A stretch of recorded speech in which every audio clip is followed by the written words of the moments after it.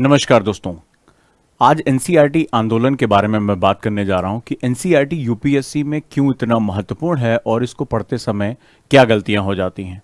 दोस्तों, जो मैं ये बैच शुरू करने जा रहा हूं 9 जून से एनसीईआरटी आंदोलन, और ये एनसीईआरटी आंदोलन आपकी एनसीईआरटी की जो मेजर प्रॉब्लम्स है उसको शॉर्ट आउट करने के लिए बनाया गया है, ताकि आप कम से कम समय में एनसीईआरटी जैसी महत्वपूर्ण किताब, एक बहुत ही महत्वपूर्ण डॉक्यूमेंट को आप आसानी से पूरा कर सकें।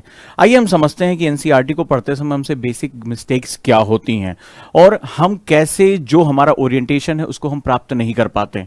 यदि हम एनसीईआरटी को पढ़ते समय ध्यान दें तो हमारा पूरा ध्यान, जो एक बिगिनर स्टूडेंट होता है, जो अभी शुरुआती दौर में आया हुआ है, जो बहुत ही जो अपना फंडामेंटल बनाना चाहता है, वो जब इस डॉक्यूमेंट के साथ डील करता है तो 2000 से ज्यादा पन्ने उसको डील करने पड़ते हैं, अगर वो केवल नई एनसीईआरटी ही पढ़ रहा है तो। और इन सबसे मुख्य जो किताबें हैं उसमें उसका पूरा ध्यान ये रहता है कि सबसे पहले एक बहुत बड़ा टास्क है कि मुझे ये 2000 से ज्यादा पन्ने पढ़ने हैं, बल्क में ये बुक्स जो है वो हमें खत्म करनी है, और वो इसको रीडिंग मैथोलॉजी में लेकर चला जाता है और उसका पूरा ध्यान रहता है। दो तरह की गलतियां होती हैं, एक या तो वो केवल सरसरी निगाह से पढ़ने की कोशिश करता है, 2000 से ज्यादा पन्ने पढ़ने में भी बहुत अच्छा खासा समय लगता है, और जब ये इससे गो थ्रू होता है तो उसकी हालत खराब हो चुकी होती है, वो काफी एग्जॉस्टेड और थका हुआ और डिसओरिएंटेड महसूस करता है कि उसने पढ़ने के बाद कुछ हासिल किया या नहीं किया। दूसरी गलती होती है जब हम स्टूडेंट शुरुआत करते हैं तो वहां पर वो बेसिक मैथोलॉजी के साथ चलना शुरू करते हैं, यानी उसके साथ तुरंत नोट्स बनाना शुरू करते हैं। नतीजा ये होता है कि उनकी जो ग्रोथ होती है, यानी कि जो उनकी किताबें पूरी करने का समय वो बहुत ज्यादा लगने लगता है। कुछ समय बाद उनको उलझन होने लगती है, 2-3 महीने का जब समय बीत जाता है तो उनको लगता है कि अभी तो मेरा एक ज्योग्राफी पूरी खत्म नहीं हो पाई, अभी तो हिस्ट्री, पॉलिटी ये सब बचा हुआ है।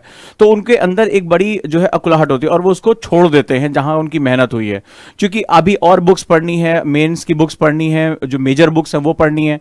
तो उनको लगता है इसमें मेरा बहुत समय चला जा रहा है, और फिर वो क्या होता है कि वो आधे अधूरे प्रोजेक्ट को वहां छोड़ देते हैं। यकीन मानिए शायद ऐसा ही आपके साथ होता होगा।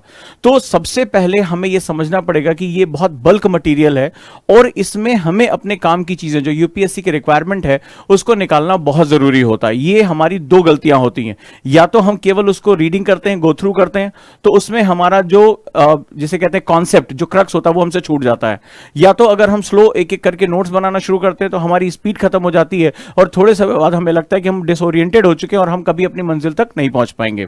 अब सवाल यह है, हम आगे देखते हैं कि दूसरी सबसे बड़ी गलती क्या होती है। यदि हम बात करें तो जब हम एनसीईआरटीज पढ़ रहे होते हैं तो हमें यह नहीं पता होता है कि यूपीएससी इसमें से क्या क्वेश्चन हमसे पूछने जा सकता है या इसको पजल बेस्ड क्वेश्चन में कैसे कन्वर्ट कर सकता है, यानी वो अलग अलग चैप्टर को जोड़कर एक इंटरडिसिप्लिनरी क्वेश्चन यानी अंतर विषय क्वेश्चन का वो निर्माण करता है। तो होता क्या है कि पढ़ते समय जो स्टूडेंट होता है वो जब इसकी फर्स्ट रीडिंग करता है या एनसीईआरटी पढ़ता है तो वो केवल इंफॉर्मेशन यानी सूचनाओं पर बहुत भरोसा करता है। वो इंफॉर्मेशन पढ़ता है, उसको लगता है कि जो बोल्ड में लिखा हुआ है या जो बॉक्स में लिखा हुआ दैट इज वेरी इंपॉर्टेंट, और वो उसको इंटरलिंक नहीं कर पाता, कनेक्ट नहीं कर पाता है। इसके लिए एक एक्सपीरियंस की जरूरत पड़ती है। आपको बीटीएल आना चाहिए, यानी बिटवीन द लाइन, यानी कि जो वो कह रहा है उसका भावार्थ क्या होगा, उसको अप्लाई कैसे करेंगे, उसको क्वेश्चन के साथ जोड़ेंगे कैसे, छठी क्लास की एनसीईआरटी और 9वीं क्लास की एनसीईआरटी के कॉन्सेप्ट को आपस में कैसे इंटरलिंक करके उसके ऑप्शंस का निर्माण किया जा सकता है, और इस पूरी अधूरी और बिखरी हुई जानकारी को एक जगह लाकर कंसोलिडेट कैसे किया जाता है, यह सबसे इंपॉर्टेंट होता है। बीटीएल से ही आपके कॉन्सेप्ट का निर्माण होता है, और जो एनसीईआरटी हमारे एस्पिरेंट्स को पढ़ना है, जो सिविल सर्विसेज में जाना चाहते हैं, उनके लिए बीटीएल यानी बिटवीन द लाइंस और कॉन्सेप्ट मेकिंग प्रोसेस सबसे इंपॉर्टेंट होता है, रादर देन कि हम केवल इंफॉर्मेशंस पढ़ें, अपने आप से कहें कि आज मैंने 50 पेज पढ़ लिया या मैंने 60 पेज पढ़ लिया।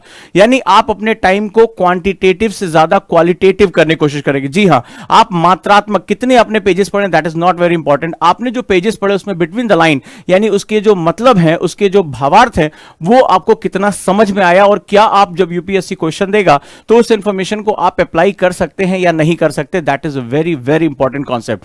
तो यहां पर जो आपका एनसीईआरटी जो पढ़ना होता है यूपीएससी के लिए, सिविल सर्विसेज के लिए, वो बिटवीन द लाइन आपको पढ़ना होता है, याद रखिएगा। रादर देन इंफॉर्मेटिव, हम जो है वो क्वालिटेटिव अप्रोच की तरफ, यानी कि जो हम उसके गुणात्मक आयामों की तरफ जाने का प्रयास करते हैं। नेक्स्ट अगर हम बात करें तो सबसे महत्वपूर्ण बात है कि मैं इस कोर्स में आपके लिए क्या लेकर आया हूं। सबसे बड़ी बात है कि आपको बल्क मटेरियल्स की रीडिंग से बचाना है, आपका टाइम सेव करना है, और सबसे बड़ी बात है आपको नेक्टर यानी उसका अर्क देना है कि एक्चुअली में आपके लिए इंपॉर्टेंट क्या है। तो इस बैच को मैंने कुछ अलग तरीके से जो है वो फॉर्म के, इसीलिए मैंने इसका नाम एनसीईआरटी आंदोलन रखा है, जिसमें मास मूवमेंट जोड़कर ये जो भय है, ये जो समय हम बेकार करते हैं नई एनसीईआरटी पुरानी एनसीईआरटी, इससे हमें बचाना है। और जो मेजर कॉज है, जो जैसे लक्ष्मीकांत या जो हायर बुक्स है, उसके लिए आपको प्रेरित करना है कि आप वहां जाकर उसको प्रिपेयर करें। तो जैसे सबसे पहला बीटीएल, यानी कि हम इसको बिटवीन द लाइन हम जिसे कहते हैं, यानी कि वो टीचर अपने एक्सपीरियंस से निकालता है। उसके लिए आपको कम से कम यूपीएससी का पैटर्न पता होना चाहिए, क्वेश्चंस पे आपकी कमांड होनी चाहिए कि किस तरह से क्वेश्चन अपना नेचर चेंज कर रहे हैं 2011 से पहले, 2011 के बाद, रिसेंट में पजल बेस्ड क्वेश्चन का क्या ओरिएंटेशन है, तो उसके लिए हम पूरी रिसर्च करते हैं। तो बीटीएल वहां से निकल कर आता है। दूसरा LWMI नोट्स। अब सवाल है कि मैंने पढ़ भी लिया और मेरे नोट्स बनाने में इतना मोटा जो है नोट्स बना, तो इसके लिए मैंने एक मेथड डेवलप किया, LWMI, less word more information. मैं इसकी वीडियो भी जो है डाल चुका हूं। तो LWMI नोट्स कैसे बनाते हैं वहां पर मैं बहुत फोकस करता हूं।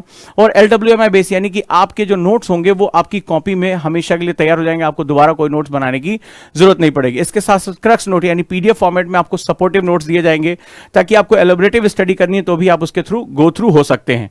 अगला जो सबसे महत्वपूर्ण, चूंकि मुझे जाना जाता है करंट अफेयर्स ओरिएंटेड के लिए, और करंट अफेयर्स में जो मेरी कमांड है वो उसके साथ मैं आपको एनसीईआरटी के साथ जोड़ूंगा। एनसीईआरटी चूंकि 2005 के फ्रेमवर्क पर बनाई गई है, तो उसमें बहुत सा अपडेटेड मटेरियल मिसिंग है, जो अभी आज के समय में 2021-2022 के लिए जो बहुत इंपॉर्टेंट हो सकता है वो पूरा तरह से मिसिंग है। तो चूंकि करंट अफेयर्स में मेरी एक कमांड है, बहुत सी नई चीजें हो रही है, बहुत सी नई चीजें आ रही हैं, तो मैं लगातार उसको जोड़ता चलता हूं। ये मेरा एक सबसे प्लस पॉइंट है। साथ ही साथ शुरू किया मैंने आंसर राइटिंग, यानी आप एनसीईआरटी को बेस बनाकर अपनी जो मेंस की आंसर राइटिंग है उसको भी कर सकते हैं।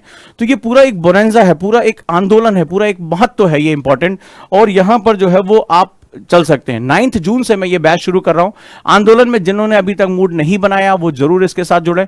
बैच बाइलिंगुअल है, हिंदी और इंग्लिश दोनों में। कंटेंट हिंदी इंग्लिश में अलग अलग है, टेस्ट हिंदी इंग्लिश के अलग अलग हैं, तो आपको वो सारी चीजें मिलेंगी। सबसे बड़ी बात ये ऑनलाइन क्लास है, लाइव क्लास है, वीओडी भी। अगर आप लाइव नहीं देख पाते हैं तो वीडियो ऑन डिमांड पे भी आप इसको देख सकते हैं और क्वेश्चंस आप पूछ सकते हैं। अब सवाल है कि अगर आपके दिमाग में कोई क्वेरी आती है उसके बाद, तो उसके लिए एक टेलीग्राम ग्रुप स्पेशल बनाया गया है, जहां पर क्विजेज आपको मिलेंगे, जहां आप मेरे साथ इंटरेक्ट कर सकते हैं, क्वेश्चन पूछ सकते हैं, और जो हमारा स्टडी कंटेंट है वो भी वहां पर सपोर्टिव दिया जा सकता है, राइट। और सबसे बड़ी बात है आपकी कॉपियां चेक होंगी, जो भी हम आपको टास्क देंगे, आपकी वैल्यू एडिशन की उसमें आपको क्या इंप्रूवमेंट करना है, जो कि बहुत एक कॉस्टली कोर्स होता है, वो सभी आपको इसके साथ मात्र 4000 रुपए में मिल रहा है।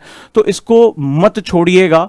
आप 9th जो है वो हमारा पहला क्लास है, डेमो क्लास है, आप सभी को वहां मिल सकती है, और आप इसमें जुड़कर आप एडमिशन ले सकते हैं। और ये आंदोलन मैं आपको समझता हूं कि बहुत ज्यादा समय बचाएगा, एनर्जी बचाएगा, आपको बहुत ओरिएंटेड करेगा। ये मौका फिर दोबारा इतनी जल्दी नहीं मिलने वाला है, तो आप इसको अच्छे से प्रिपेयर करिए। जो दिए गए नंबर हैं स्क्रीन पर, आप उनके साथ जुड़ सकते हैं, समझ सकते हैं, और काउंसलर से बात करके आप जो ये नंबर हैं इस पे अपनी सीट को बुक कर सकते हैं। याद रखिएगा, इसके पश्चात आप बहुत समय जो है लगाते हैं वो आपका समय बचेगा और आप बहुत ओरिएंटेड रहेंगे। जुड़े रहिए दोस्तों, और 9 तारीख से हम ये सफर शुरू करते हैं। आप 9-10 तक भी आप इसमें जो है इनरोल करा सकते हैं, और यहां से हम जो है वो पूरा अपना क्लास को शुरू करेंगे, साथ साथ चलेंगे, और ये सारी चीजों में जो मैंने आपको बताया वो आप बेनिफिटेड होंगे, गलतियां आपसे नहीं होंगी, और आपका जो समय बचेगा वो अपनी वैल्यू एडिशन के लिए आप लगा पाएंगे। धन्यवाद, जुड़े रहिए और दिए गए नंबर पर आप कॉल करिए।